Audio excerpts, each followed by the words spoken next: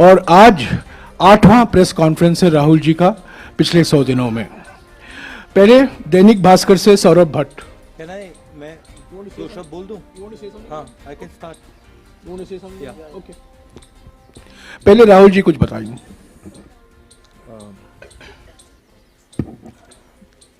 आप सबका यहाँ बहुत बहुत स्वागत। अब भारत जोड़ो यात्रा के 100 दिन हो गए हैं। कन्याकुमारी से अब हम राजस्थान से निकल रहे हैं। बहुत अच्छा एक्सपीरियंस रहा है। जब शुरू किया तो प्रेस के हमारे मित्रों ने कहा था कि देखो ये साउथ में सक्सेस रहेगी, मगर जब साउथ से निकलेंगे तो सक्सेस नहीं होगी। फिर महाराष्ट्र में कहा कि हाँ, महाराष्ट्र में सक्सेस हो गई मगर हिंदी बेल्ट में सक्सेस नहीं होगी। और फिर हिंदी बेल्ट में जब हम आए, कहा अच्छा मध्य प्रदेश में सक्सेस हो गई, बट अब राजस्थान में फैक्शनलिज्म है, वहां पे सक्सेस नहीं होगी। और आपने बहुत क्लियरली देखा कि राजस्थान में बहुत लोग आए, लाखों लोग आए। हमारे संगठन ने बहुत अच्छा इफेक्टिव काम किया और शायद सबसे अच्छा रिसेप्शन इस यात्रा का राजस्थान में हुआ। यात्रा के लक्ष्य 3 हैं। सबसे जरूरी कि हम हिंदुस्तान को जोड़ना चाहते हैं। जो नफरत, हिंसा और डर की राजनीति बीजेपी कर रही है, आरएसएस कर रहे हैं, उसके खिलाफ हम खड़ा होना चाहते हैं।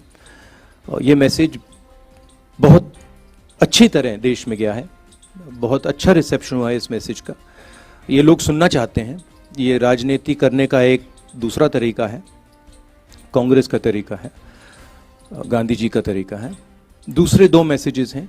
एक जो बेरोजगारी बढ़ती जा रही है उसके खिलाफ, और दूसरा जो महंगाई और जो इनकम इनक्वालिटी हो रही है, जो चुने हुए लोगों को बहुत सारा फायदा मिल रहा है और हमारे जो किसान हैं, मजदूर हैं, छोटे दुकानदार हैं, युवा हैं, उनका नुकसान हो रहा है। तो ये हमारे 3 मुद्दे थे। अगर आप चाहते हैं मैं अंग्रेजी में बोल लेता हूं या हिंदी में, ठीक है।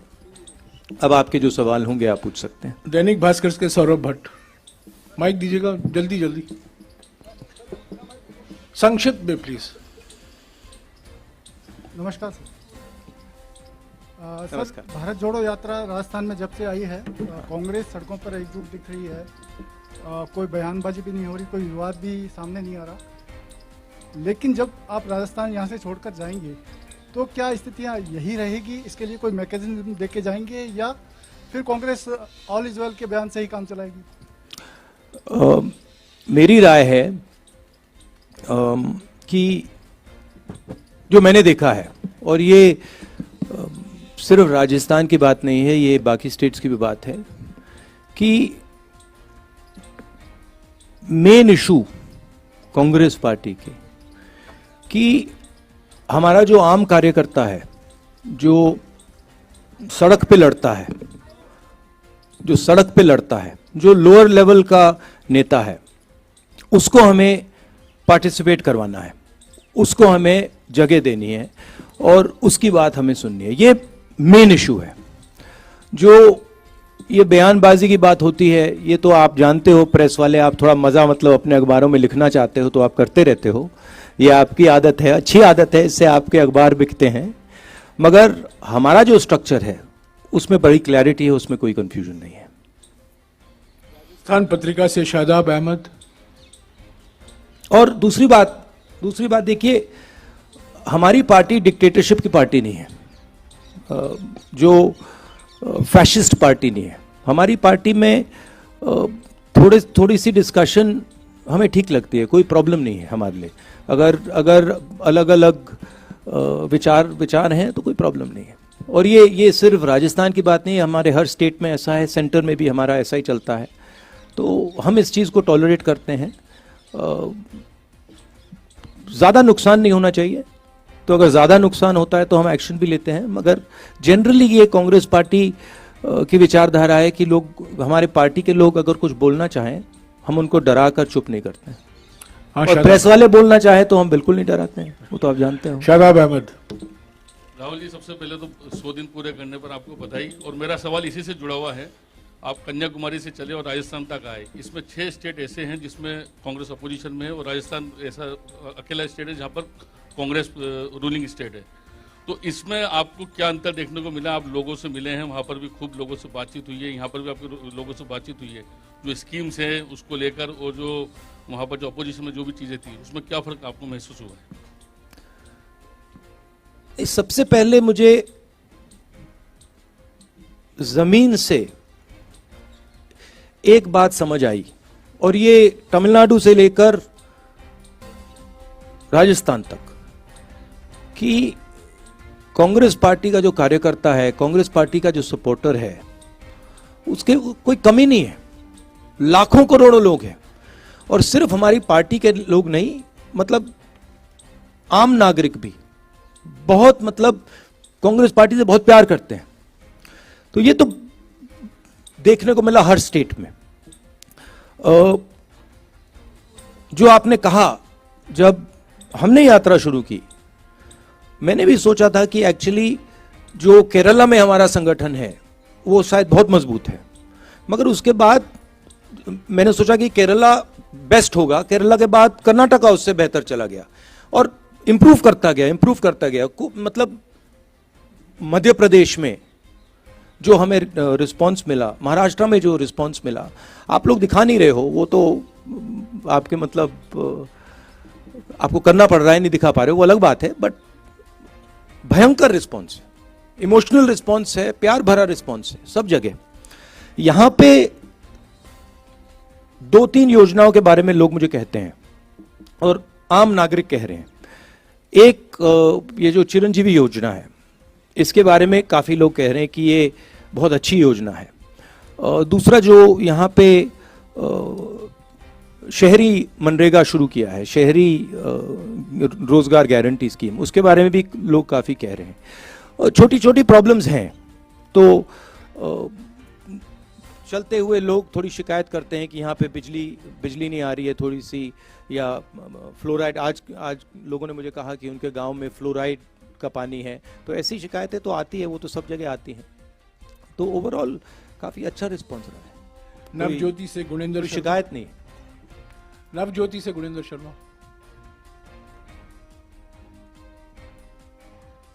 हेलो राहुल जी, ये आपके क्या है कि 4 साल सरकार के पूरे हो रहे हैं, और सभी मंत्री सरकार रिपीट होने का दावा कर रहे हैं। अभी जो हाल में घटनाक्रम हुआ, उसके बाद आपको क्या लगता है कि अब अगले 1 साल में सरकार रिपीट के लिए क्या किया जाएगा? और इसी में एक सवाल है, जयराम रमेश जी ने कल कहा था एक सवाल प्लीज, एक सवाल। बिना चेहरे के चुनाव लड़ेगी कांग्रेस। आपने सवाल कर दिया, सवाल का जवाब देंगे। आपने सवाल कर दिया, एक सवाल।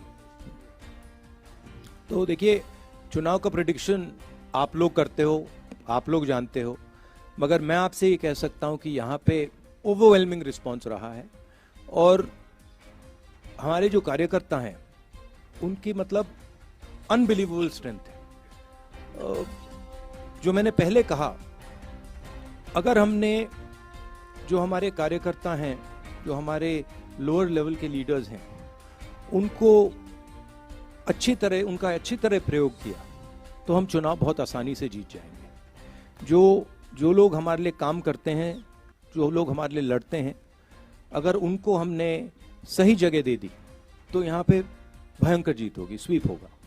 तो वही मेन इशू है। राष्ट्रदूत से योगेश शर्मा।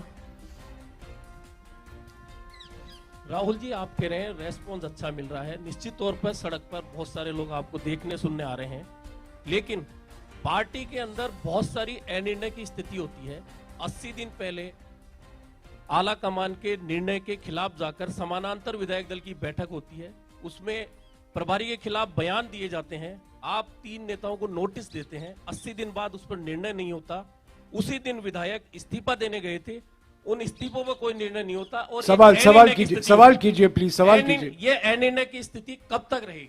कोई निर्णय की स्थिति नहीं है, बड़ा क्लियर है। ये आपको मतलब ये थोड़ा थोड़ा होता रहता है पार्टी में, हमारी पार्टी में होता है। कोई बड़ी प्रॉब्लम नहीं है, कोई कंफ्यूजन नहीं है। दैनिक भास्कर डिजिटल से गोवर्धन। अगर आप कंट्रोवर्सी चाहते हैं मुझसे पूछिए, मैं कंट्रोवर्सी करा सकता हूं आपके लिए, थोड़े आपके बिकेंगे अखबार, no problem. Govardhan ji,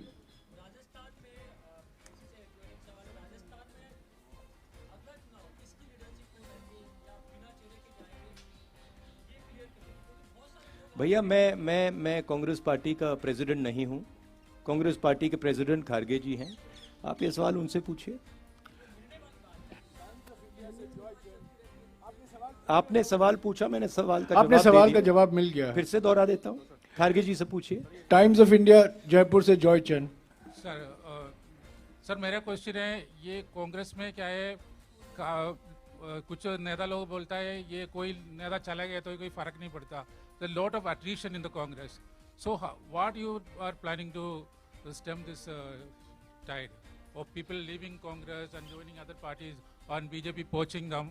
Where is the tide? Last I heard, Congress won the election in Himachal Pradesh. You're not congratulating us for that. No, we are. How come you haven't said? How come you haven't said congratulations, Congress Party winning Himachal Pradesh? That you're not saying. That is only a drop in the ocean, actually. No? No, it's not. See, please don't underestimate what the Congress Party is. See what has happened, and with all due respect, you have been responsible for it. Is there Hindi mein? Hindi? English or Hindi? You asked the question, what do you prefer? English. So, there has been a systematic defamation campaign, okay, run against myself for sure, and run against the Congress Party. And the press has participated willfully in this campaign. I don't blame you, but the idea that Congress Party is withering away, Congress Party is ineffective, Congress Party, this has all been preached by the BJP opposition and by the BJP, and you have played a part in putting this across. Let me be very clear. The Congress Party is an ideological party. It is the party that is ideologically opposed to the BJP. It is the party that is fighting the BJP on the ground. It does not compromise with the BJP. It has its principles.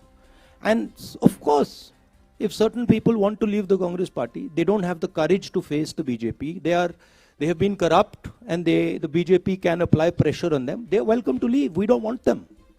The more the merrier, right? What we need is people who are fighting the BJP, who believe in the Congress ideology, and who are standing firm against the fascism that is taking place in this country.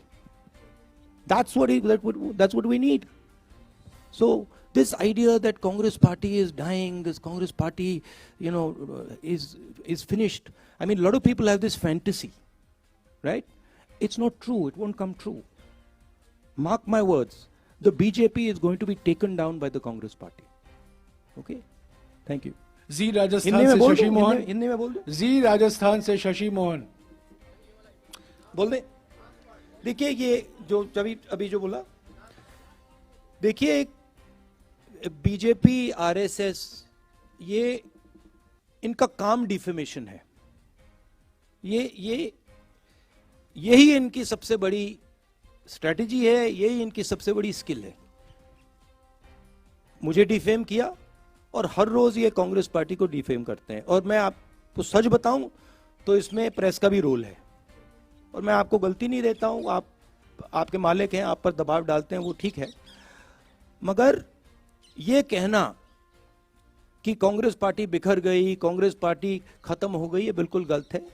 Congress party एक विचारधारा है, देश में बहुत जीवित है, लाखों करोड़ों लोगों के दिल के अंदर है, और यही पार्टी है जो बीजेपी के खिलाफ लड़ रही है, जो पीछे नहीं हटती है, आइडियोलॉजिकली लड़ रही है, और यही पार्टी बीजेपी को आने वाले समय में हरा के दिखाएगी। जी राजस्थान से शशि मोहन।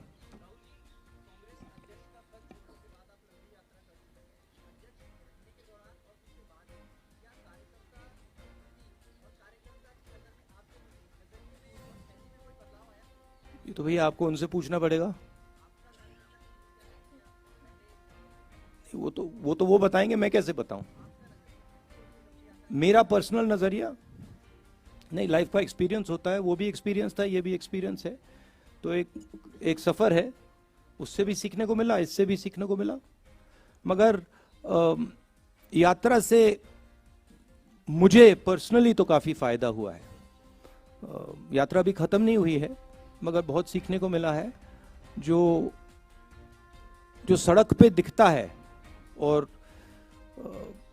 चलने से जो दिखता है वो बिल्कुल अलग होता है। मतलब थोड़ी थकान होती है, थोड़ा दर्द होता है, तो तब सुनने में सच्चाई अच्छी सुनाई देती है। फर्स्ट इंडिया से योगेश शर्मा। क्योंकि जब सड़क पे चला जाता है तो जैसे हम लाखों लोगों से मिल रहे हैं और 1-to-1 बात होती है, और जब हम सड़क पे चलकर बात करते हैं तो जैसे हम किसान से मिलते हैं तो वो इस बात को समझ लेता है, एकदम समझ लेता है कि ये जो व्यक्ति आया है ये दर्द सह के आया है, ये फालतू में नहीं आया है, ये चल के आया है, एक प्रकार से बोझ उठा के आया है। तो वो दूसरे तरीके से बोलता है और वो दिल से बोलता है, वो दिमाग से नहीं बोलता है। तो जब हिंदुस्तान की जनता दिल से बोलती है तो बिल्कुल अलग चीज समझ आती है। एक बात यह है। दूसरी बात है कि मुझे लगता है, और इसमें मैं शायद गलत हूं, मगर मुझे लगता है कि हमारी राजनीति में जो पहले हमारी राजनीति हुआ करती थी, खासतौर से 70-80 साल पहले महात्मा गांधी जी के समय की राजनीति, इंडिपेंडेंस की राजनीति, उसमें राजनेता जनता के बीच में होता था। एक प्रकार से जनता के अंदर होता था, दूरी नहीं थी। और आज राजनेताओं के बीच में, और मैं सिर्फ सीनियर लेवल राजनेताओं की बात नहीं कर रहा हूं, जूनियर लेवल राजनेताओं के बीच में और जनता के बीच में एक दूरी सी पैदा हो गई है। थोड़ा सा उसको अहंकार कह सकते हैं, अहंकार पैदा हो गया है। शायद उस टाइम देश गरीब था, आज़ादी मिली थी, तो नेताओं की अप्रोच थोड़ी अलग थी। आजकल मुझे लगता है कि दूरी बन गई है, और मैंने सोचा कि ये जो दूरी है, और शायद मुझ में भी थी थोड़ी सी दूरी, मैंने सोचा इस दूरी को खत्म करना है। ये दूरी फिजिकल दूरी नहीं है, ये दर्द की दूरी है। तो अगर हम दर्द नहीं सहेंगे, हम पास नहीं जा सकते, समझ नहीं सकते। तो यात्रा का यह भी लक्ष्य था, सिर्फ मैं नहीं, अब कांग्रेस पार्टी के बहुत लोग चले हैं, जनता के बीच गए हैं, और जनता का बहुत प्यार मिला है। आपको मैं समझा नहीं सकता क्या इसका मतलब है, ऐसे बोलने में बात नहीं समझ आती। और जो हिंदुस्तान का जो ज्ञान है, जो आम नागरिक में है, जिसके बारे में आप लोग लिखते नहीं हो, मीडिया में दिखाई नहीं देता। आप लोग ऐश्वर्या राय जी, विराट कोहली जी, अमिताभ बच्चन जी के बारे में लिखते हो, मगर जो आम नागरिक है, जो अपना खून पसीना दे रहा है, उसका जो ज्ञान है, उसका कोई मुकाबला ही नहीं। उसका जो प्यार है, उसका कोई मुकाबला नहीं। तो ये सीखने को मिला है। न्यूज 18 राजस्थान से सचिन शर्मा। मेरा रह गया था सवाल। हाँ, अच्छा, सॉरी। राहुल जी, कई रंग आपने देखे कन्याकुमारी से लेकर राजस्थान तक, और राजस्थान में गहलोत सरकार है या कांग्रेस सरकार है, लेकिन बाकी जगहों पर कांग्रेस का राज नहीं है। लेकिन कांग्रेस की कोख से जन्मे कई दल वहां पर क्षेत्रीय दलों के रूप में खड़े हो गए, जिन्होंने कांग्रेस को लगातार नुकसान पहुंचाने का काम किया। चाहे हम जगन रेड्डी की पार्टी देख लें या और दूसरे पश्चिम बंगाल में ममता बनर्जी की पार्टी देख लें। और जयराम रमेश जी ने कहा भी था एक दिन कि सवाल कीजिएगा, सवाल कीजिएगा, सब सीधा कांग्रेस की- सीधा सवाल, कांग्रेस सीधा से सवाल। निकले हुए हैं, तो क्या कांग्रेस अब इन सब पार्टियों की अगुवा बनेगी? और जो कांग्रेस विचारधारा से निकले हैं, क्या उनको समाहित करने का देखिए, काम हर करेगी? पार्टी का एवोल्यूशन होता है, ट्रांजिशन होता है। जो कांग्रेस पार्टी 10 साल पहले थी, जो हिंदुस्तान के हालात 10 साल पहले थे, 20 साल पहले थे, 30 साल पहले थे, 40 साल पहले थे, वो बदलते जाते हैं। पार्टी को अडेप्ट करना पड़ता है। अभी आप कांग्रेस पार्टी को अडेप्ट करते हुए देख रहे हो। कमियां रही हैं, मैं ये नहीं कह रहा हूं कि कांग्रेस पार्टी ने कभी गलती नहीं की, गलती की है, बहुत गलतियां की हैं, मगर देश के जो हालात हैं उसके लिए अब कांग्रेस पार्टी अडेप्ट कर रही है। और जो कांग्रेस पार्टी की जड़ है, जो उसका डीएनए है, अब कांग्रेस पार्टी उसके ओर जा रही है। और मैं आपको एक बात कह सकता हूं, जिस दिन कांग्रेस पार्टी ने अपनी जड़ पकड़ ली, जिस दिन जो कांग्रेस है वो कांग्रेस संगठन बन गया, उस दिन यहां पे कोई नहीं हरा सकता कांग्रेस को। तो ये कम्युनिकेशन है, जनता के साथ एक कम्युनिकेशन है, जनता को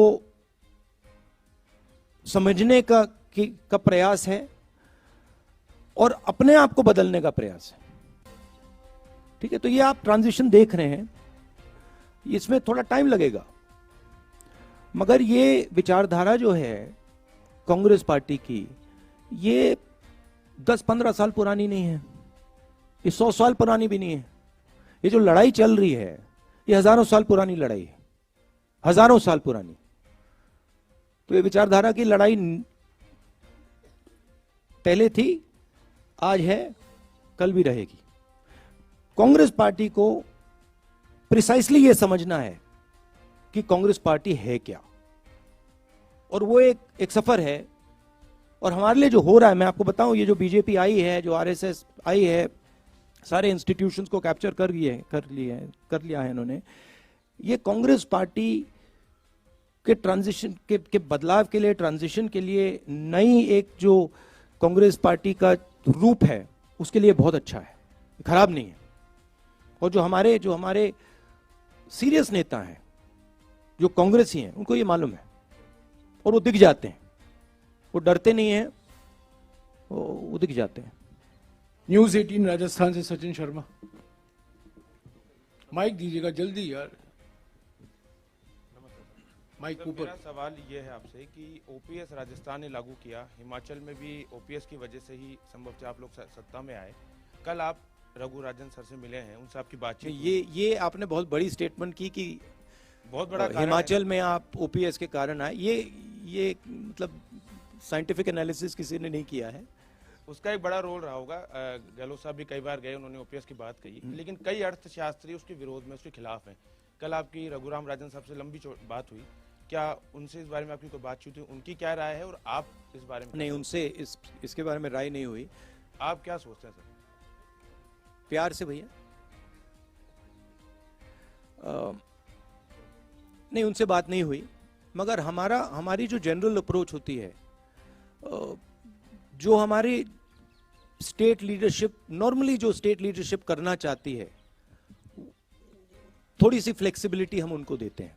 तो हम ये नहीं कहते हैं कि हर स्टेट को ये करना है, हम सेंटर से एडवाइस दे सकते हैं, एडवाइस देते हैं कि हमें लगता है कि ये ठीक है या ये ठीक नहीं है, बट जनरली हम स्टेट्स पे छोड़ देते हैं, क्योंकि अलग अलग स्टेट्स को अलग अलग तरीके से अपनी सरकार चलानी पड़ती है। इंडिया न्यूज राजस्थान से दिनेश डांगी।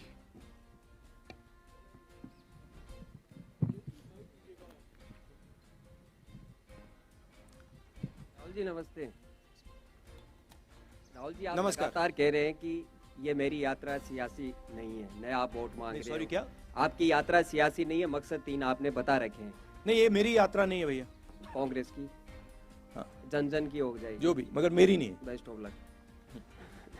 लेकिन आप दिल से बोलते हैं, दिल का ही सवाल करते हैं, तो पब्लिक पूछ रही है ये आदमी क्यों घूम रहा है, इसको वोट नहीं चाहिए, राजनीति ये नहीं कर रहा, क्या फायदा मिलेगा। अल्टीमेटम जो मुद्दे आप उठा रहे हैं 8 साल से 2014 से, न मीडिया न मोदी सरकार सीरियस ले रही है, पब्लिक रिजल्ट दे चुकी है लोकसभा राज्यसभा में, तो वो कह रही है क्यों घूम रहा है। ये व्यक्ति इसलिए घूम रहा है क्योंकि इस देश में बीजेपी ने डर और नफरत फैला दिया है, और ये व्यक्ति इसलिए घूम रहा है क्योंकि वो डर और नफरत को मिटाना चाहता है। और ये व्यक्ति, ये पहला व्यक्ति नहीं है जो ऐसे घूम रहा है, ऐसे बहुत सारे व्यक्ति घूमे हैं, और ये हिंदुस्तान का इतिहास है। ये जो नफरत और डर से लड़ने का ये हिस्ट्री है हमारी, ये इतिहास है, और मैं पहला नहीं हूं और अंतिम नहीं होऊंगा। और ये मेरी यात्रा नहीं है, ये हिंदुस्तान के लोगों की यात्रा है, ये कांग्रेस पार्टी की विचारधारा की यात्रा है, और ये हिंदुस्तान को जोड़ने की यात्रा है। राजस्थान मीडिया से आखिरी सवाल है, पत्रिका टीवी से राहुल सिंह।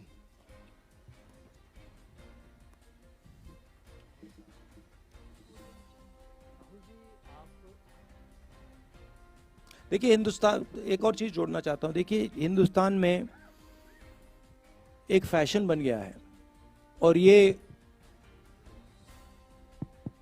प्रेस वालों ने भी थोड़ा फैलाया है, बीजेपी आरएसएस तो फैलाती है, कि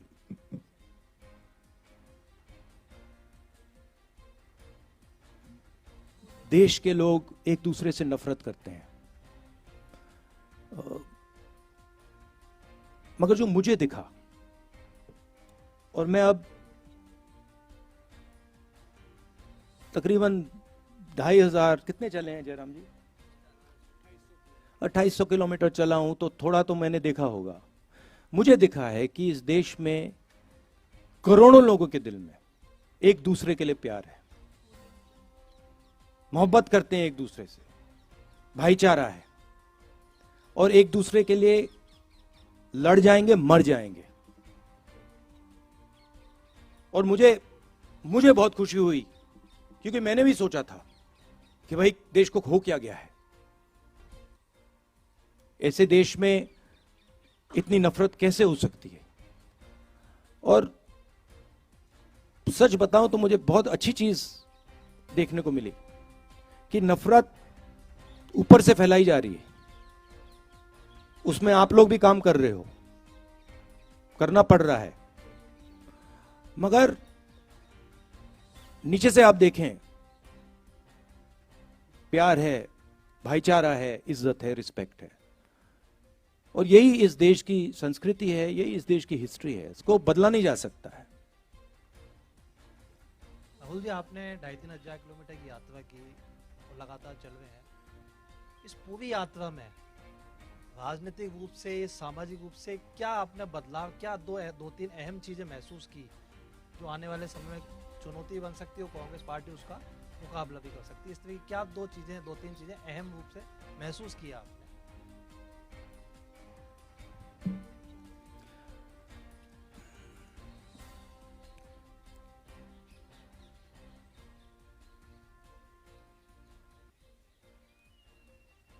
इस देश में आर्थिक अन्याय हो रहा है,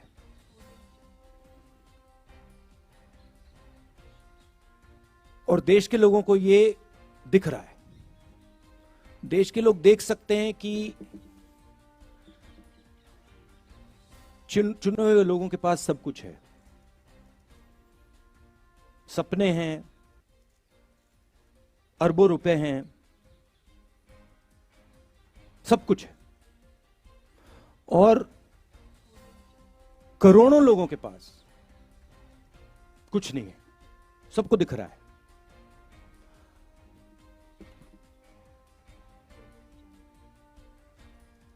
करोड़ों लोग हर रोज उठते हैं, कोई ना कोई सपना देखते हैं, और फिर उनका सपना टूट जाता है। युवा कोई इंजीनियर बनने की कोशिश करता है, कोई डॉक्टर बनने की कोशिश करता है, दिल में उनको सच्चाई मालूम है कि कुछ मिलेगा नहीं, जानते हैं, जैसे बहुत सारे युवा मुझसे कहते हैं, मैं पूछता हूं क्या कर रहे हो, आईएएस में जाना चाहते हैं। फिर मैं सवाल पूछता हूं, बेटा हिंदुस्तान में कितने लोग हैं? 140 करोड़। बेटा हिंदुस्तान में साल में आईएएस कितने लोगों को मिलती है? 150। क्या तुम्हें सचमुच में लगता है कि तुम आईएएस में जा सकते हो? चुप हो जाते हैं। तो इस देश में जो अन्याय हो रहा है, जिसकी ये रक्षा आप भी कर रहे हो, जिसको आप भी छुपा रहे हो, आप नहीं छुपाना चाहते हो मगर छुपा रहे हो, वो देश की जनता को दिख रहा है। और यही कांग्रेस पार्टी का काम है कि जो देश को जो विजन होना चाहिए,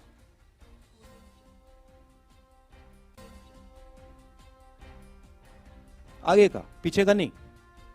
बीजेपी कहती है देखो देखो देखो 2000 साल पहले क्या हुआ, वो विजन नहीं होता है। जैसे मैंने किसी से कहा, गाड़ी को आप रियर व्यू मिरर में देख के नहीं चला सकते, एक्सीडेंट होगा। वही हिंदुस्तान को हो रहा है। कांग्रेस पार्टी आगे देखती है, भूलते नहीं, हिस्ट्री को भूलते नहीं है, मगर हम आगे देखते हैं। हम देश को विजन देने की कोशिश करते हैं, हम देश की आवाज सुनते हैं।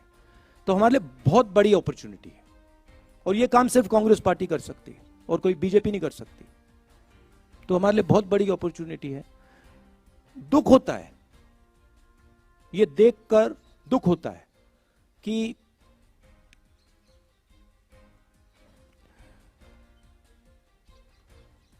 सौ लोगों के पास इतना धन है जितना 50 करोड़ हिंदुस्तानियों के पास है। एक तरफ 100 लोग, दूसरी तरफ हिंदुस्तान की आधी आबादी। उतना ही धन इनके पास, उतना ही धन इनके पास। पूरा हिंदुस्तान जानता है क्या हो रहा है। मैं हैरान हो जाता हूं कि लोग चुप रहते हैं।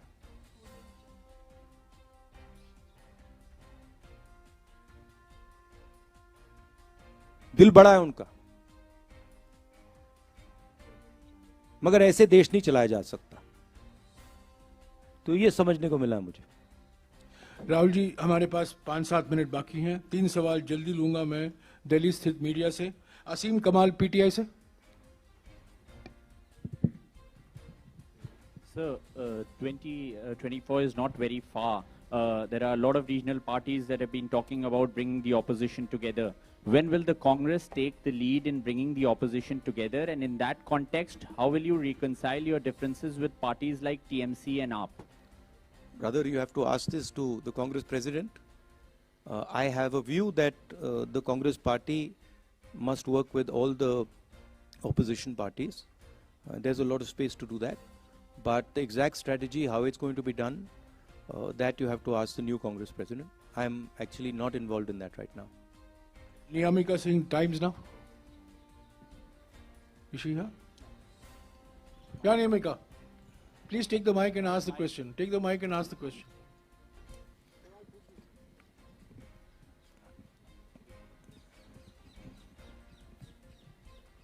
Hi, sir. Sir, my question to you is that after this successful completion of 100 days of Bharat Jodo Yatra, is the Congress party also planning to move from west to east in the country? अब देखते हैं, let us see. But you know, before I came to this press conference, I was having lunch with my friend here. And I said to him that I bet you that the press will not ask me a question on China. I said, मैं आपसे शर्त लगा लेता हूं कि press वाले आज सब सवाल पूछेंगे, आगे पीछे दाएं बाएं, यात्रा, सचिन पायलट, अशोक गहलोत, सब पूछेंगे, मगर चाइना के बारे में एक सवाल नहीं पूछा जाएगा।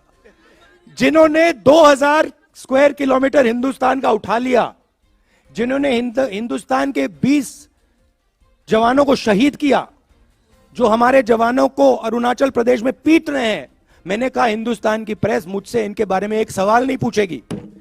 सच था, सच था। Vijay Lakshmi from India News. Vijay Lakshmi, mike दीजिएगा विजय लक्ष्मी जी को। ब्रदर, देश देख रहा है, ये मत सोचिए कि नहीं देख रहा है। राहुल जी, विजय लक्ष्मी इधर। राहुल जी, मैं चाइना पर ही पूछना चाह रही थी। अब आप पूछ रहे हैं चाइना पर? नहीं राहुल जी, अब पूछ रही है। नहीं, मैं चाइना पर ही अब याद आया चाइना। अपनी बारी का इंतजार करी थी मैं, क्योंकि एक ऑर्डर है प्रेस कॉन्फ्रेंस का। क्योंकि पार्लियामेंट में आप से मुलाकात नहीं हो पाती है, भारत जोड़ो यात्रा में आप हैं, आपकी पार्टी उठा रही है ये मसला हाउस में, लेकिन सरकार की तरफ से कहा जाता है 1 इंच भी कोई हमारी जमीन का नहीं ले सकता है। लेकिन उसके बावजूद इस तरह की घटनाएं हो रही हैं। आपको लगता है अप्रोच में कुछ चेंज करने की जरूरत है? मुझे जो दिख रहा है,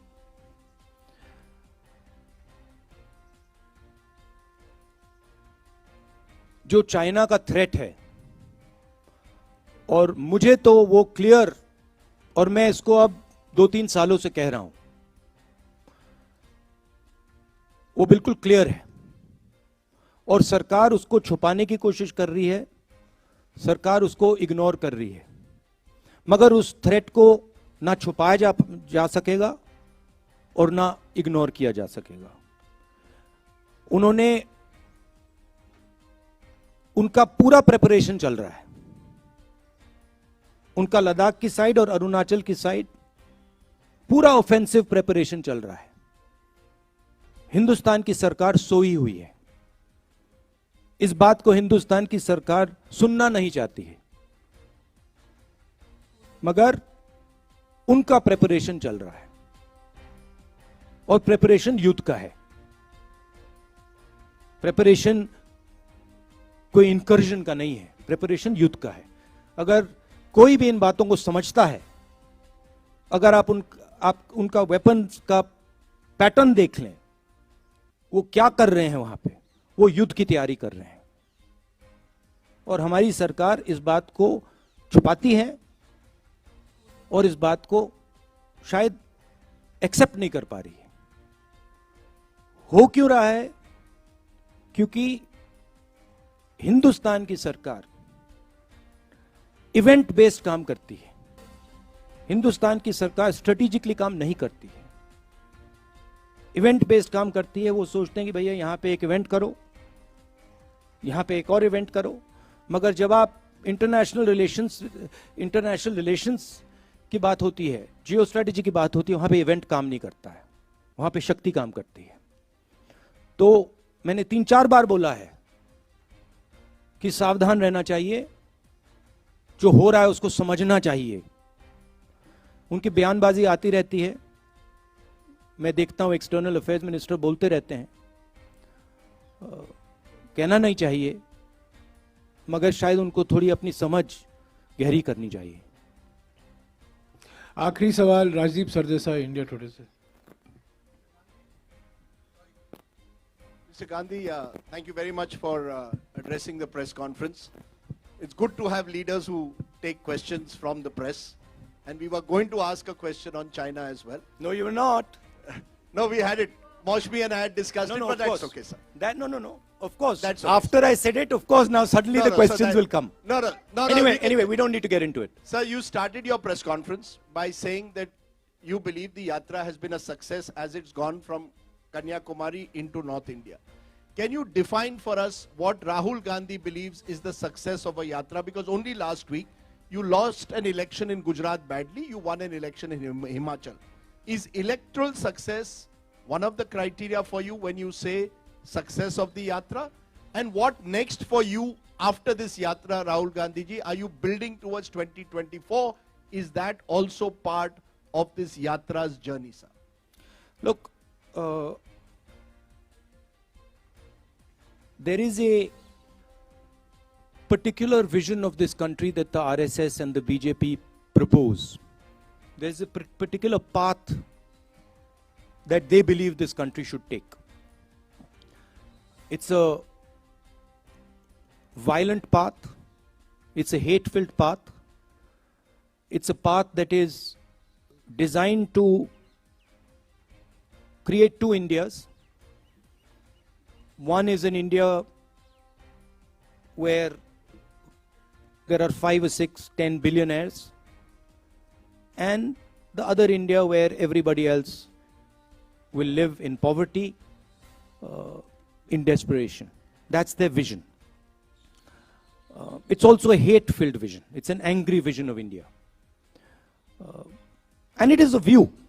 It is a view held by quite a few people that this is what India should look like. That one language should dominate, one state should dominate, one idea should dominate, one culture should dominate, right? One religion should dominate. And there's another view. And that view is that this country should talk to itself. It should have a conversation with itself. It should be affectionate to itself. It should understand the pain that this country is going through. It should not be arrogant, it should be humble. It should reach out to other people. It should embrace other people. This is another vision. This is what the Bharat Jodo Yatra has been very successful at showing. That there is another alternative. Nobody in the Yatra is beating each other up. Nobody is abusing each other. Someone falls down, everybody lifts them up. Nobody asks, what caste are you? Which state you come from? How dare you come here? Nobody is asking these questions, right? And that the Yatra has been full of love and affection. Anybody comes, they're treated with respect. Doesn't matter who they are. A lot of people come to me, when I'm talking to them, I don't agree with them. They'll say something to me, I tell them I don't agree with you. But there is the space for the disagreement. So where the Yatra has been extremely successful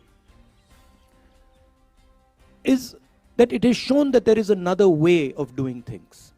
It has shown that you can actually respect people, you can actually embrace people, you don't have to be nasty and cruel. Okay, so there it has been a tremendous success. What next for me? I have said that the Yatra ends in Srinagar. I think it will end by the end of January.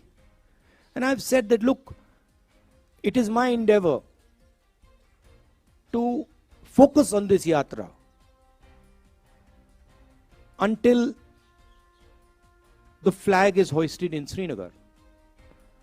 This is it's a public journey. It's a journey of many, many yatris, millions of people. But for me also it's a private experience. It's getting to understand a lot about the people that I love, about myself. And so it has been a big experience for me. It's been a very good learning experience for me personally. And you can ask that question to most of the yatris, they will tell you the same thing.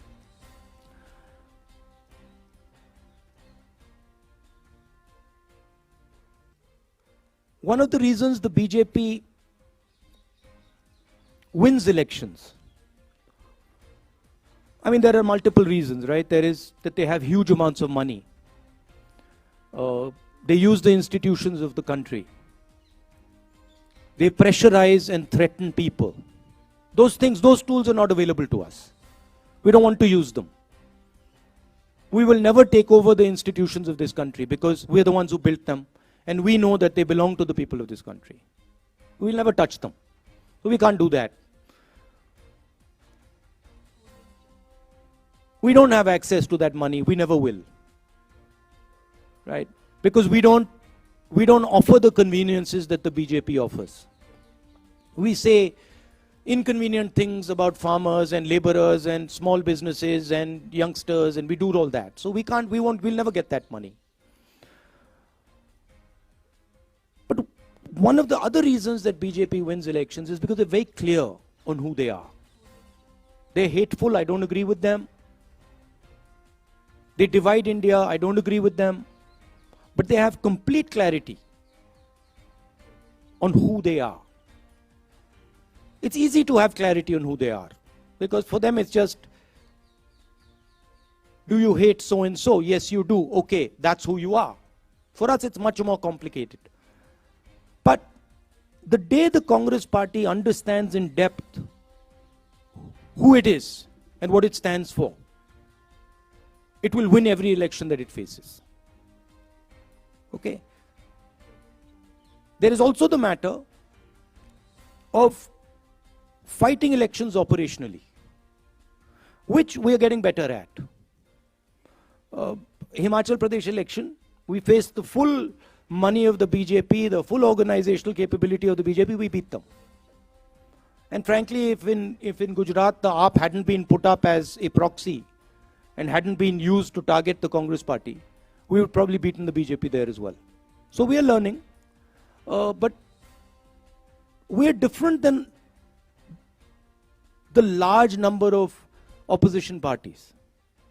We work with them, we appreciate them, we believe they're important, but we're different. And the way we're different is we represent a national ideology.